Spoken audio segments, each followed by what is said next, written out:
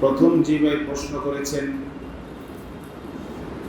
তিনি এই প্রশ্ন করেছেন, হুজুর আমি জানতে চাই, এক ব্যক্তি অন্যায়ভাবে আরেক ব্যক্তির মনে আঘাত দিল, পরবর্তীতে ক্ষমা চাইল না, এই অবস্থায় তার দোয়া কবুল হবে কিনা? প্রশ্ন সকলেই বুঝেছি। এখানে হুকুকুল ইবাদ এবং হুকুকুল্লাহ দুটি বিষয় আমাদের জানতে হবে। যে হুকুকুল্লাহ আল্লাহর হক, হুকুকুল ইবাদ বান্দার হক,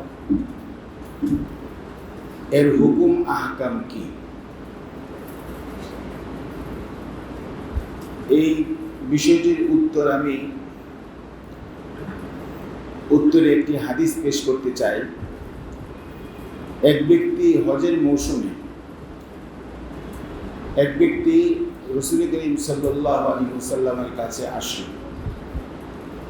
এসে তার বোনের কথা বলতেছে, ইয়া রাসূলুল্লাহ, আমার বোন হজের নিয়ত করেছে, হজ মান্নত করেছে, মান্নত করার পর সে হজ করতে পারেনি, মারা গেছে।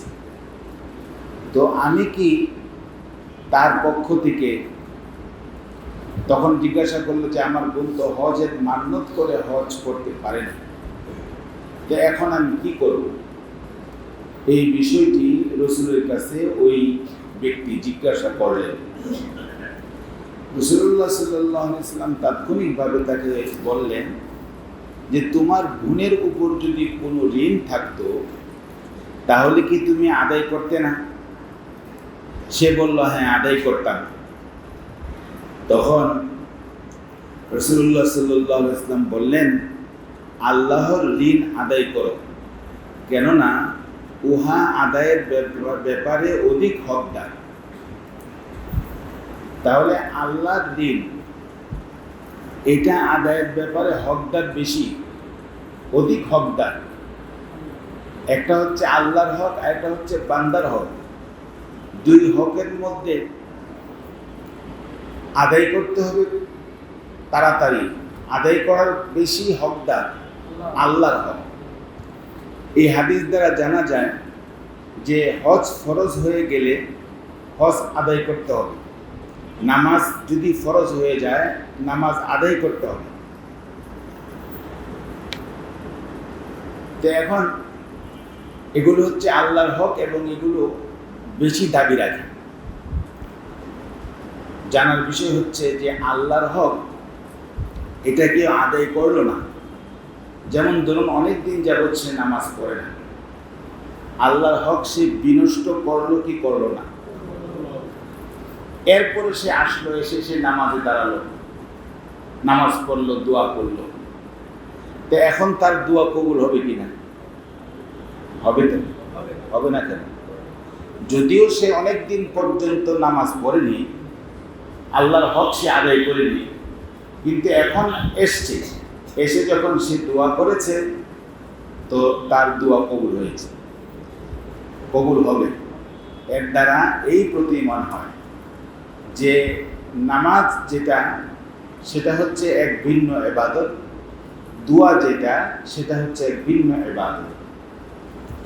ঠিক অনুরূপভাবে কেউ যদি কাউকে অন্যায়ভাবে আঘাত করে থাকে মনে, তাহলে এটা সে হুকুকুল ইবাদ, বান্দার হক বিনষ্ট করেছে। আর দোয়া করার এটা আলাদা একটা ইবাদত। দোয়া কবুল হওয়ার ক্ষেত্রে কোনো বাধা সৃষ্টি করবে না, যেহেতু সবচেয়ে বড় হক আল্লাহর হক, সেই হককে বিনষ্ট করার পরে দোয়া করলে দোয়া কি হয়? কবুল হয়। আর দ্বিতীয় নম্বর হচ্ছে বান্দার হক। তাহলে বান্দার হক এক ব্যক্তি আদায় করলো না, যদি দোয়া করে দোয়া কবুল হবে কি না? যে হ্যাঁ, দোয়া তো কবুল হবে, কিন্তু বান্দার হক আদায় করতে হবে। যদি বান্দার হক আদায় না করে তাহলে কি হবে? অন্য এক হাদিসে এসছে যে কোনো ব্যক্তি যদি শহীদ হয়, শহীদ হলে আল্লাহ তাআলা সব গুনাহ মাফ করে দেন। তো এই হাদিসের মধ্যে এসছে কোনো ব্যক্তি যদি শহীদ হয় তার সব গুনাহ মাফ ইল্লা দাইন। ইল্লা দাইন মানে হচ্ছে বান্দার হক। অর্থাৎ ঋণ যদি তার থাকে, বান্দার হক যদি সে বিনষ্ট করে থাকে, তাহলে সেই গুনাহ মাফ হবে না। তাহলে এখানে কষ্ট দিয়ে থাকলে ওই ব্যক্তি তার কাছে মাপ চেতে হবে, তার কষ্টকে দূর করতে হবে, কিন্তু দোয়া করলে তার দোয়া কবুল হয়ে যাবে। দোয়ার সাথে ওইটা আলাদা কোনো বিষয়।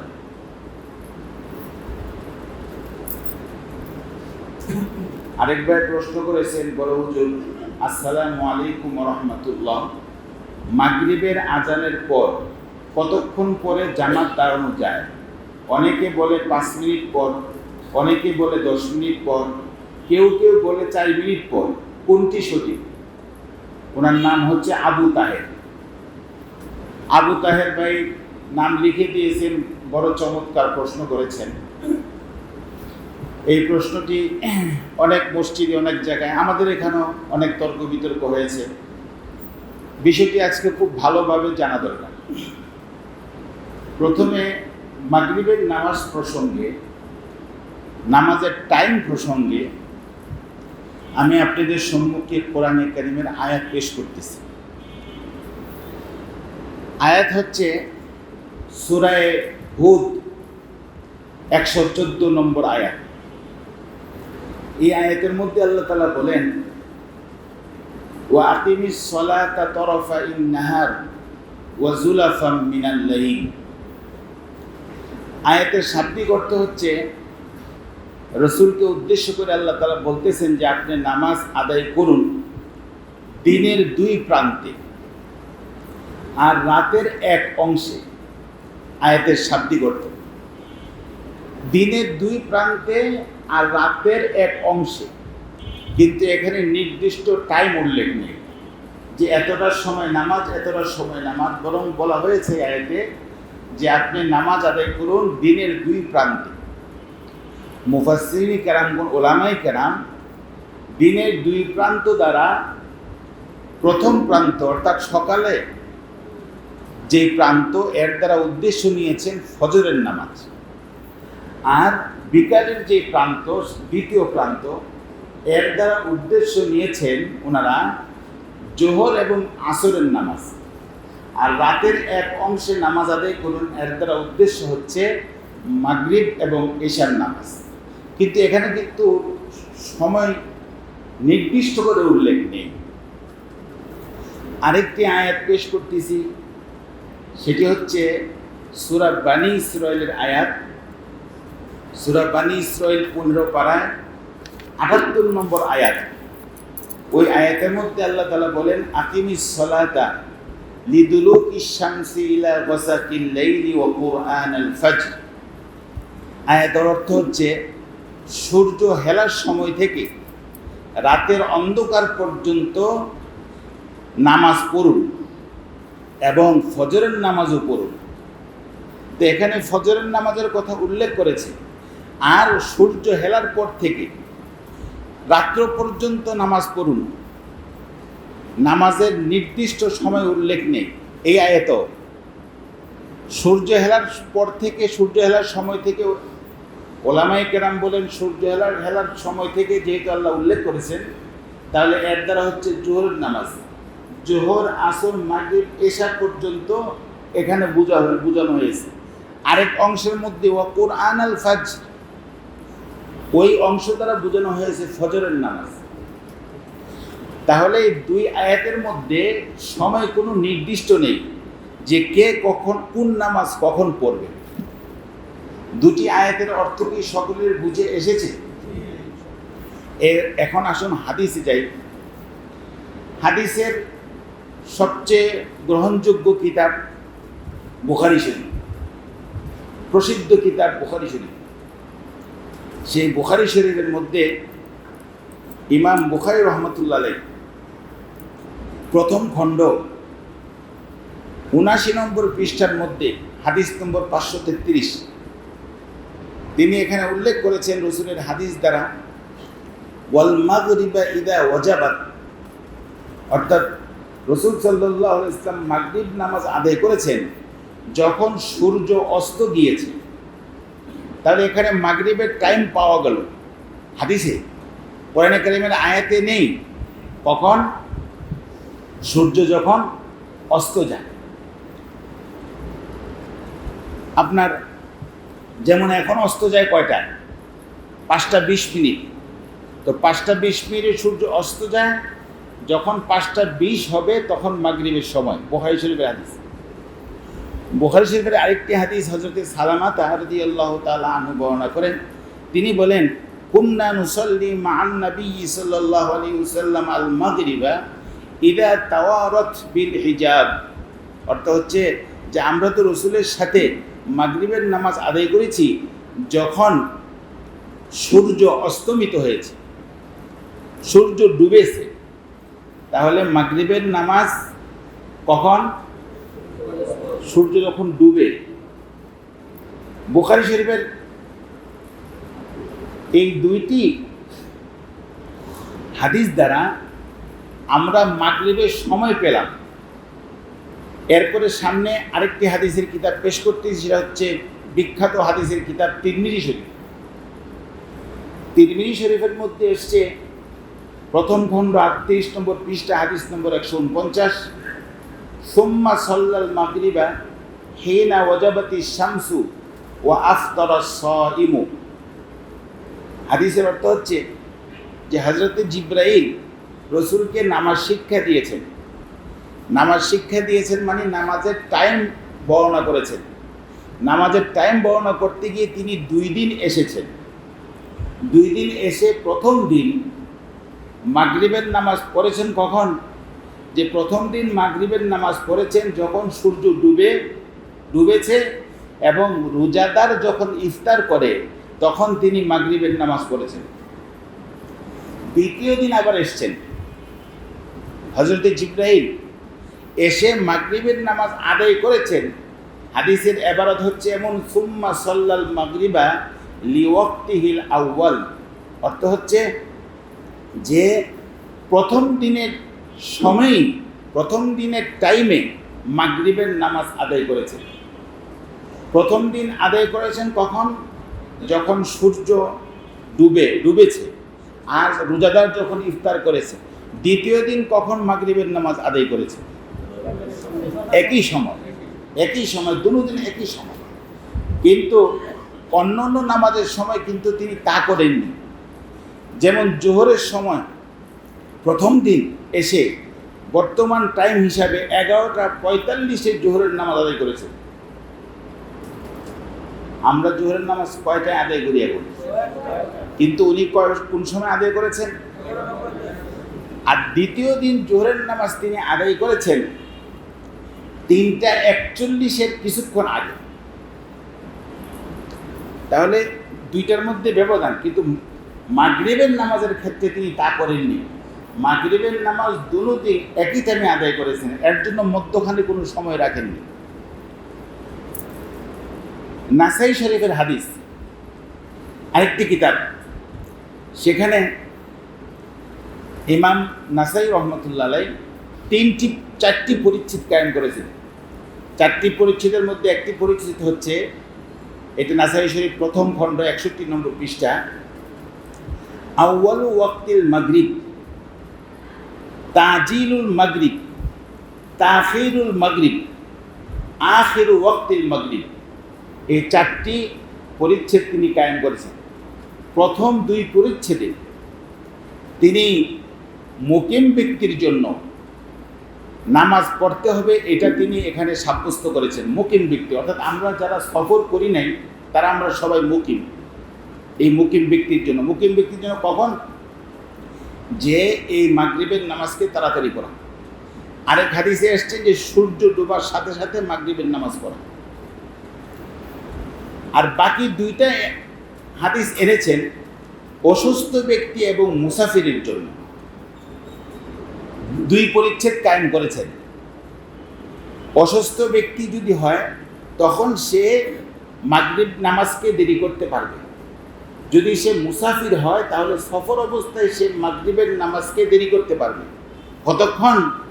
যে ইদা গাবা শাফাক, যখন শাফাক গায়েব হয়। শাফাক মানে হচ্ছে যে পশ্চিম দিকের সান্ধ্য লালিমা, পশ্চিম দিকে আকাশে লালিমা দেখা যায়। ওইটা যতক্ষণ পর্যন্ত থাকে ততক্ষণ পর্যন্ত মুসাফির ব্যক্তি এবং অসুস্থ ব্যক্তি মাগরিব পড়তে পারবে, কিন্তু সুস্থ ব্যক্তির জন্য নয়। সুস্থ ব্যক্তির ক্ষেত্রে তিনি দুই পরিচ্ছেদ কায়েম করেছেন, সেটা হচ্ছে যে তাড়াতাড়ি নামাজ পড়া, আরেকটি এনেছেন যে সূর্য ডুবার সাথে সাথে নামাজ পড়া।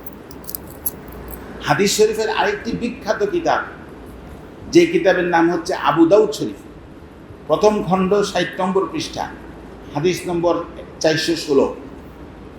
হযরত আনাস ইবনে মালিক রাদিয়াল্লাহু তাআলা আনহু বলেন, আমরা নবী করিম সাল্লাল্লাহু আলাইহি ওয়াসাল্লামের সাথে মাগরিবের নামাজ পড়তাম, অতঃপর আমরা তীর নিক্ষেপ করতাম। তীর নিক্ষেপের স্থান আমাদের যে কেউ দেখতে পেত। খুব ভালোভাবে বুঝুন, মাগরিব পরে যখন মাঠে গেছে, বাহিরে গেছে, যাওয়ার পরে আবার নামাজ পড়ে তীর নিক্ষেপ করেছে। তো নামাজ পড়ে তীর নিক্ষেপ করার পরে তীর কোথায় গিয়ে পড়লো সেটা তারা দেখতে পেয়েছে। যে কোনো লোক দেখতে পারত যে তীর সেখানে গিয়ে পড়েছে। এর দ্বারা কি বোঝা যাচ্ছে? খুব অন্ধকারে মাগরিবের নামাজ পড়েছে? অন্ধকারে নয়, বরং সূর্য ডুবার সাথে সাথে। এবং খুব দেরি করেছেন না তাড়াতাড়ি পড়েছেন? হযরতে সালমা ইবনে আকওয়া রাদিয়াল্লাহু তাআলা আনহু বর্ণনা করেন, নবী করিম সাল্লাল্লাহু আলাইহি ওয়াসাল্লাম অস্তগামী সূর্যের উপরের অংশ অদৃশ্য হয়ে যাওয়ার পরপরই মাগরিবের নামাজ আদায় করতেন। এই হাদিসের মধ্যে এসেছে যে সূর্য অস্ত যাওয়ার সাথে সাথেই কী করতেন? মাগরিবের নামাজ আদায় করতেন। মিশরের একটি ঘটনা শোনাই, হাদিস শরীফে এসেছে, আবু দাউদ শরীফের হাদিস ৬০ নম্বর পৃষ্ঠা ৪১৮ নম্বর হাদিস। ঘটনা হচ্ছে এই যে হযরতে উকবাত ইবনে আমের রাদিয়াল্লাহু তাআলা আনহু, তিনি মিশরের গভর্নর ছিলেন। গভর্নর মানে হচ্ছে মেয়র আর কি। তিনি মেয়র ছিলেন। তো ওনার কাছে গিয়েছেন এক সাহাবী, তিনি হচ্ছেন হযরতে আবু আইয়ুব আনসারী রাদিয়াল্লাহু তাআলা আনহু। তো যাওয়ার পরে একদিন মাগরিবের নামাজ বিলম্বে দাঁড়ালেন। বিলম্ব যখন করলেন একদিন মাগরিবের নামাজ হযরতে উকবাত ইবনে আমের, তখন নামাজ শেষে হযরতে আবু আইয়ুব আনসারী রাদিয়াল্লাহু তাআলা আনহু দাঁড়িয়ে গেলেন। দাঁড়িয়ে বললেন, হে উকবা, এ কেমন নামাজ? একটু দেরি করার কারণে তিনি কি বলতেছেন? হে উকবা, এ কেমন নামাজ? উকবা ওযর পেশ করলেন, বললেন, আমরা অন্য কাজে ব্যস্ত ছিলাম, এই কারণে আমরা মাগরিবের নামাজ একটু দেরি করে পড়েছি। আবু আইয়ুব আনসারী রাদিয়াল্লাহু তাআলা আনহু তার সামনে গেলেন, গিয়ে বলতেছেন, আপনি কি রাসূলুল্লাহ সাল্লাল্লাহু আলাইহি ওয়াসাল্লামকে বলতে শুনেননি, আমার উম্মতগণ ততদিন কল্যাণের মধ্যে থাকবে যতদিন তারা মাগরিবের নামাজ দেরি না করে আদায় করবে। তারকারাজি চমকানোর পূর্বেই মাগরিব নামাজ পড়ে গেলাম। তাহলে এখানে আবু আইয়ুব আনসারী রাদিয়াল্লাহু তাআলা আনহু কি তালকিন দিলেন, কি শিক্ষা দিলেন? মাগরিবের নামাজকে তাড়াতাড়ি করা এবং কল্যাণের প্রতি নির্দেশ দিলেন। যে রাসূল সাল্লাল্লাহু আলাইহি ওয়াসাল্লাম তো বলেছেন যে আমার উম্মত কল্যাণের উপর থাকবে, কল্যাণের মধ্যে থাকবে যতদিন পর্যন্ত তারা মাগরিবের নামাজ তাড়াতাড়ি আদায় করবে, দেরি করবে না।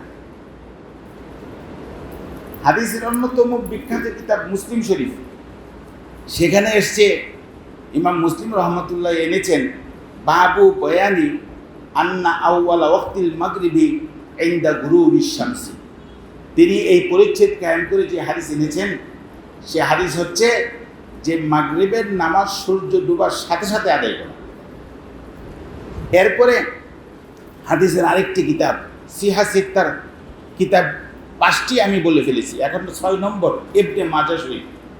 ইবনে মাজাহ শরীফে 688 নম্বর হাদিস, সেখানে হযরত সালমা ইবনে আকওয়া রাদিয়াল্লাহু তাআলা আনহু বলেন, তার থেকে বর্ণিত, তিনি নবীর সঙ্গে সূর্যাস্তের পরে মাগরিবের নামাজ আদায় করতেন। তাহলে এই সিহাসেত্তার সব হাদিসের কিতাবের মধ্যে যে জিনিসগুলো আমাদের কাছে পরিস্ফুটিত হলো, সেটা হচ্ছে মাগরিবের সময় সাহাবায়ে কেরাম রাসূলুল্লাহ সাল্লাল্লাহু আলাইহি ইসলাম মাগরিবের নামাজ আদায় করতেন কখন? সবাই বুঝেননি তো, সমস্যার জবাব দিন। কখন আদায় করতেন? শুধু এই 6 কিতাব নয়, বরং হাদিসের অন্যান্য যত কিতাব এসছে ওই কিতাবের মধ্যে মাগরিবের নামাজের কথা এটাই আসছে যে সূর্য ডুবার সাথে সাথেই মাগরিবের নামাজ আদায় করেছে। এখন আমরা কিন্তু যে প্রশ্ন হয়েছে, প্রশ্নের উত্তর এখনো পাইনি, কোরআনে কারিমের আয়াত খুঁজেও পাইনি, এবং রাসূল করিম সাল্লাল্লাহু আলাইহি ওয়াসাল্লামের হাদিস খুঁজেও পাইনি।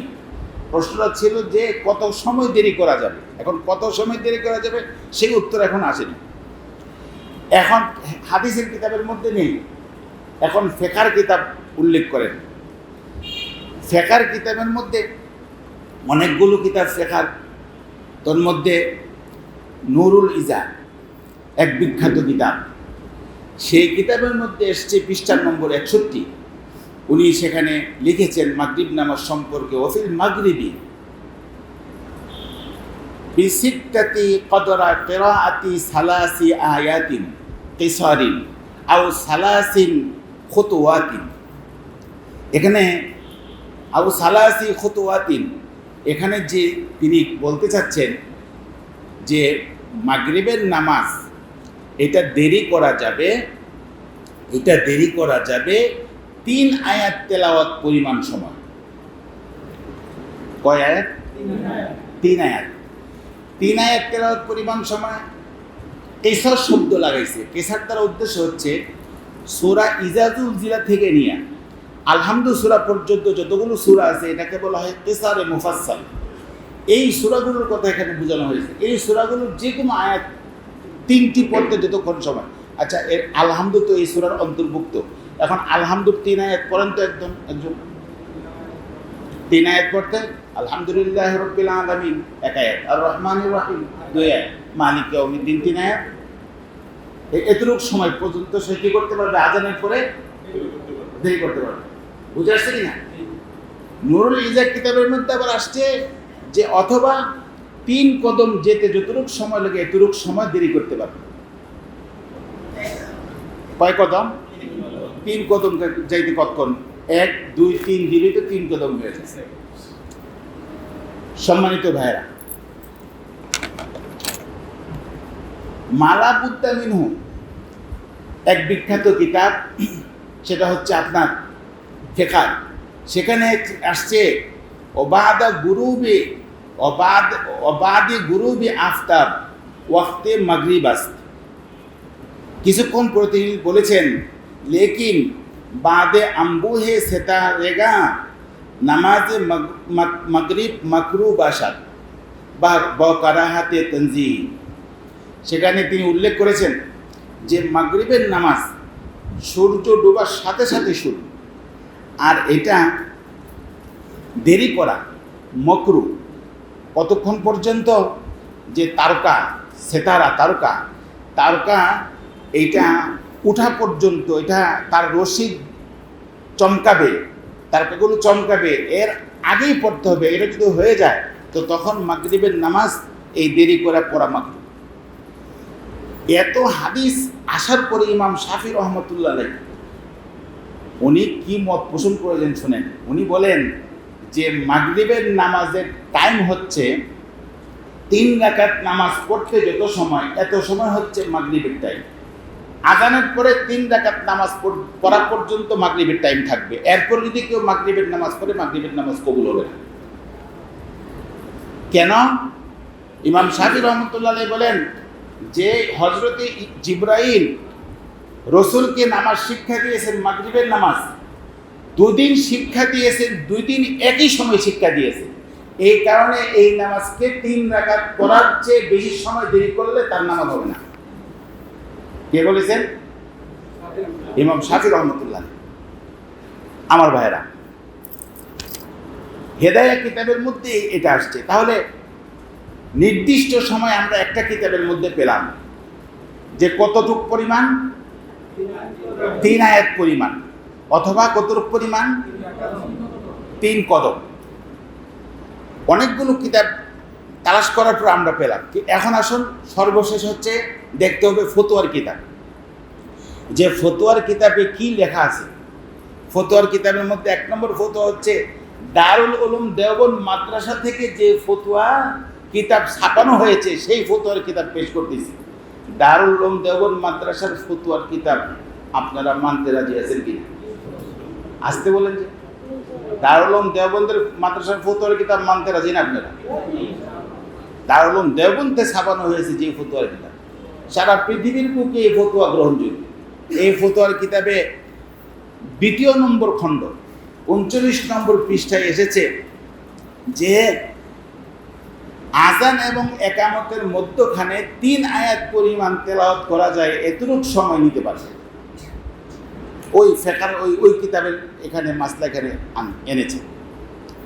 ফতোয়ার আরেকটি বিখ্যাত কিতাব হচ্ছে ফতোয়া রহিমিয়া, সেখানের মধ্যে 3 নম্বর খণ্ড 13 নম্বর পৃষ্ঠার মধ্যে এসছে আযান এবং একামতের মাঝখানে 3 আয়াত তেলাওয়াত করা যায়, এই পরিমাণ সময় নিতে পারবে। ফতোয়ার কিতাব ফতোয়া মাহমুদিয়া বিখ্যাত কিতাব, সেই কিতাবের মধ্যে লেখা আছে যে যদি কেউ কোনো কারণ ছাড়া 2 রাকাত নামাজ পড়া যায় এতটুকু সময় মাগরিব দেরি করে, তাহলে এটা মাকরুহ হবে। একটি কিতাব আহসানুল ফতোয়া, সে 1 নম্বর খণ্ড 138 নম্বর পৃষ্ঠা, সেখানে উনি উল্লেখ করেছেন যে মাগরিব তো দেরি করা মাকরুহ, তবে 2 রাকাত নামাজ পরিমাণ সময় দেরি করা যায়। সব মিলে আমরা যেটা পেলাম ফলাফল সেটা হচ্ছে যে 3 আয়াত পরিমাণ দেরি করা, এটা মোটামুটি সবাই একমত পোষণ করেছেন যে 3 আয়াত পরিমাণ, এর চেয়ে বেশি দেরি করলে কোনো কারণ ছাড়া কি হবে? মাকরুহ। আপনাদের মনে প্রশ্ন জাগতে পারে যে রমজান মাসে তো আমরা 15 মিনিট দেরি করে নামাজ পড়ি, তখন রমজান মাসের কারণে ইফতারের কারণে এইটা এই যারা এই মাসলা লিখেছেন যে 3 আয়াত পরিমাণ তেলাওয়াত করা যাবে, ওনারাই এই মাসলা দিয়েছেন যে রমজান মাসের জন্য ইফতারকারী রোজাদার ব্যক্তি ইফতার করা পর্যন্ত তাকে সময় দেওয়া যেতে পারে।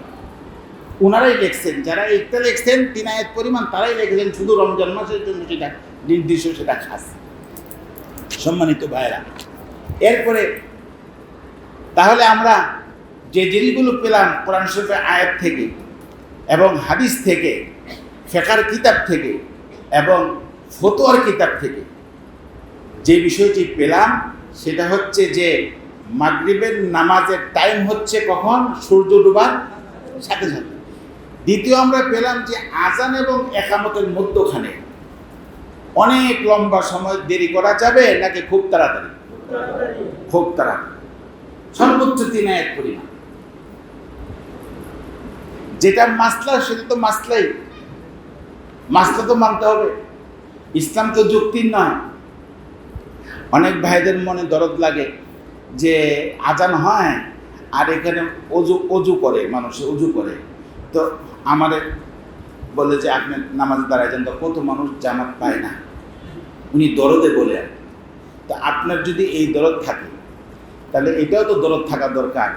এশার নামাজ তো 8:30, যখন আমরা এশার নামাজে দাঁড়াই তখনও কিন্তু মানুষ অজু করে, তখন যদি আমি 5 মিনিট দেরিতে দাঁড়াই তখন তো চিল্লাচিল্লি শুরু করবে।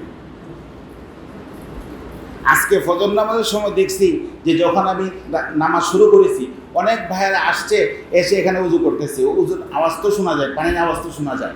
তো তখন যদি এরকম দরদ কেউ দেখাতেন যে না ওই যে আসছে ওনাদের জন্য, এখন কয়টার সময় পড়ে নামাজ?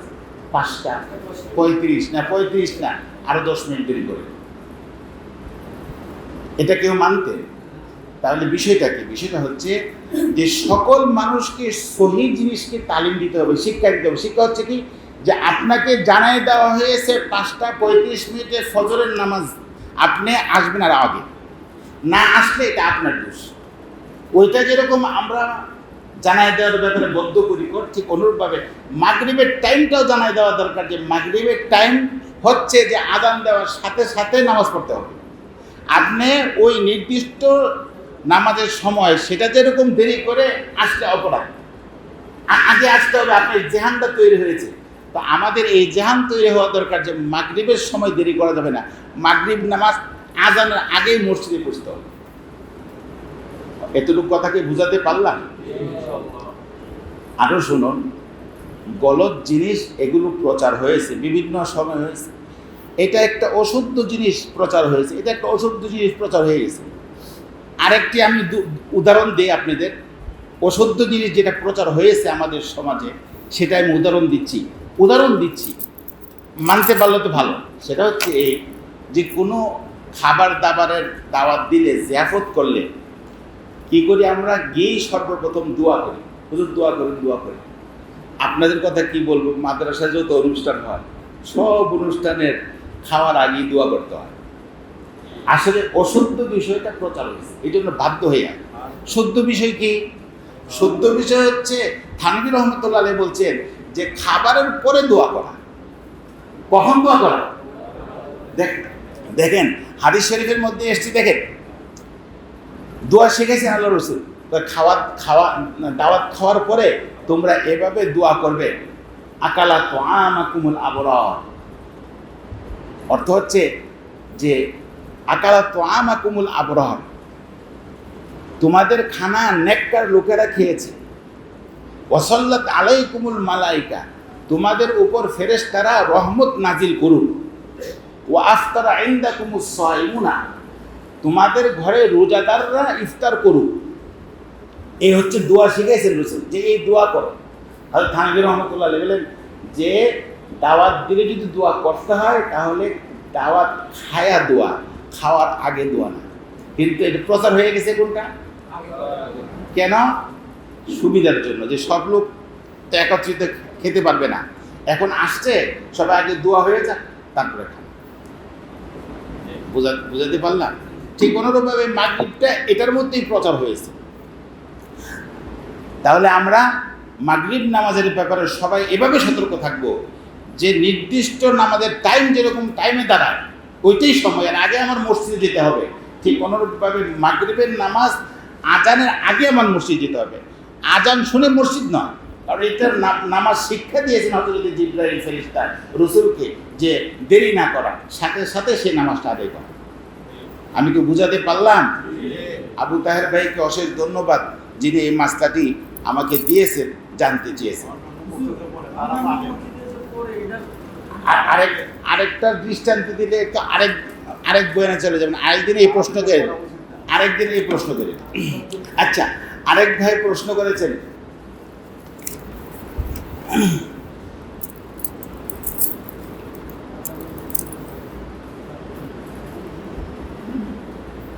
আমার মৃত চাচার শুধু 4 মেয়ে, চাচা জীবিত অবস্থায় সম্পত্তি বন্টন করে যেতে পারেন নাই। আমার বাবারা 3 ভাই, আমার বাবা জীবিত, অপর আরও এক চাচা মৃত। এক মৃত চাচার শুধু 4 মেয়ে, অপর মৃত চাচার 2 মেয়ে 2 ছেলে। আমরা নিজেরা 1 ভাই 1 বোন। আমার মা সহ সকল চাচি জীবিত। শরীয়তের বিধান মোতাবেক কে কত ভাগ পাবে? আমার প্রশ্নটি যে মৃত চাচার শুধু 4 মেয়ে, ওনার সম্পত্তি বন্টনের ক্ষেত্রে একটা জিনিস মনে রাখতে হবে, 2 বিষয়ের প্রশ্ন এটা দরখাস্তের মাধ্যমে করতে হয়। আর এইটা দেওয়াও আমাদেরকে, আমরা যখন ইফতা পড়ি, যখন মুফতি হই, তখন আমাদেরকে এটা শিক্ষা দেওয়া হয়েছে যে 2 বিষয়ের প্রশ্ন করলে প্রশ্নের জবাব দেওয়া যাবে না। ওইটা প্রশ্ন আকারে ওটা দরখাস্তর মাধ্যমে ওই মাসলা হল করতে হবে। একটা হচ্ছে তালাকের বিষয়। একজন এসে বললো তালাক হয়েছে কিনা, বলতে নাই যে তালাক হয়ে গেছে বা হয় নাই। কারণ এখানে হালাল হারামের বিষয়, সংসার বন্ধন হবে অথবা সংসার ছিন্ন হবে, এই বিষয়। এইটা কিতাব দেখে এটা নিয়ে তারপর এটা করতে হবে। ঠিক অনুরূপভাবে এই মিরাজের বিষয়, এইটাও যদি কখনো আসে তখন এটা দরখাস্তের মাধ্যমে এটা নিতে হয়। এমনি করা যায় না, এমনি বলাও যায় না, বলাও নিষেধ। বলতে গেলে বেশ লাগাবে। আর এখানে সম্পত্তির ব্যাপার, লক্ষ কোটি কোটি টাকার ব্যাপার। আন্দাজে আপনি বলবে হুজুর একটা, আপনি শুনবেন আরেকটা। আর যদি স্বার্থ থাকে তাহলে এটার মধ্যে আরেকটু বাড়াবেন। বাড়িয়ে বলবেন যে হুজুর তো এটা বলছে, হ্যাঁ হুজুর এটা বলছে, তো এই জন্য এভাবে বলতে নেই। এরপরে এখানে যে ফেরিস্ত আসছে, সেই ফেরিস্তে আমি খুব শর্টকাটে বলে দিচ্ছি যে স্ত্রী পাবে 8/1, আর 4 মেয়ে পাবে সুলুসান। স্ত্রীকে দেওয়ার পরে যে সম্পদ থাকবে ওই সম্পদের সুলুসান, সুলুসান মানে হচ্ছে 3/2 পাবে বাকি 4 মেয়ে। আর যে 1 থাকবে ওই 1 পাবে চাচারা। বাকি বিষয়গুলো আবার জেনে নিতে হবে। আরেকবার প্রশ্ন করেছেন এটা যে আসসালামু আলাইকুম রহমতুল্লাহ, এই আধুনিক যুগে কম বেশি আমাদের সবার ব্যাংক অ্যাকাউন্ট আছে, কম বেশি সবার ব্যাংকে টাকা জমা রাখি বিভিন্নভাবে, বিভিন্ন মেয়াদে মুনাফার আশায়। নির্দিষ্ট সময় পর দেখা যায় ব্যাংক একটা মুনাফা দিয়ে থাকে।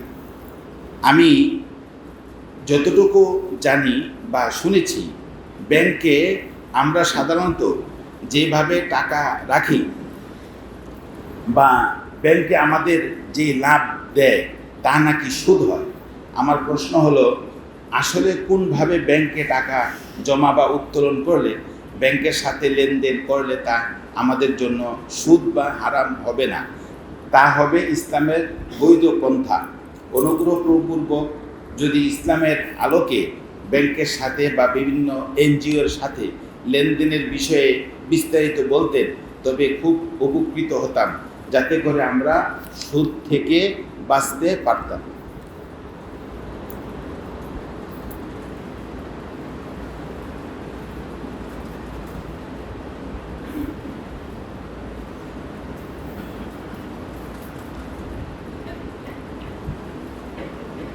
ব্যাংকের যে বিষয়টি সেটি হচ্ছে যে ইসলামী ব্যাংক ছাড়া বাকি অন্যান্য ব্যাংক, এটা তো সুস্পষ্টই লেখা যে সুদ এত%, কার্ডের মধ্যেই লেখা থাকে। আমার মনে আছে, আমার মনে হয় 1988 সনে হবে মনে হয়, আমি একবার সোনালী ব্যাংকে একটা অ্যাকাউন্ট খুললাম। তো সোনালী ব্যাংকে যখন অ্যাকাউন্ট খুললাম, এটা হলো আপনার এই শাহজাহানপুর, ঢাকার শাহজাহানপুর। আমরা খিলগাঁও থাকতাম, তো শাহজাহানপুর। তো